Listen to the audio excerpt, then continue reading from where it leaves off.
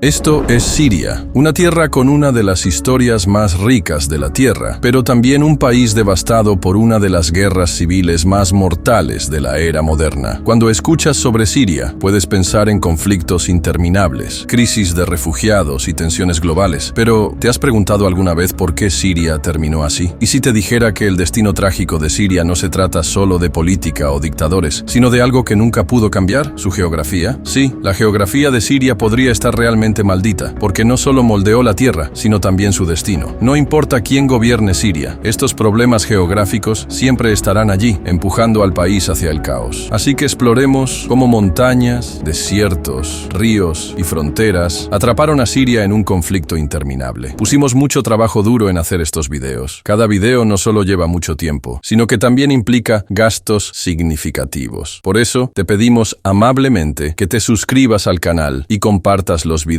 tanto como sea posible, para que nuestro alcance crezca y nunca tengamos que comprometer la calidad de nuestro contenido. Para entender por qué Siria está en tal tumulto hoy, primero debemos entender exactamente dónde se ubica en el mapa. Siria está ubicada en el corazón del Medio Oriente, rodeada de 5 vecinos críticos: Turquía, Irak, Líbano, Jordania e Israel. Es un cruce entre Europa, Asia y África, y históricamente quien controlaba Siria tenía un poder inmenso sobre rutas comerciales, ejércitos y civilizaciones. Esta ubicación estratégica convirtió a Siria en un territorio increíblemente valioso, pero también muy peligroso. A lo largo de la historia, imperios surgieron y cayeron allí porque todos querían el control de esta tierra. Los persas fueron de los primeros en ver su valor, seguidos por los griegos bajo Alejandro Magno, quienes capturaron Siria como un eslabón clave en su imperio en expansión. Más tarde, los romanos se expandieron hacia Siria, construyendo ciudades y caminos para fortalecer su dominio. Después llegaron los califatos islámicos,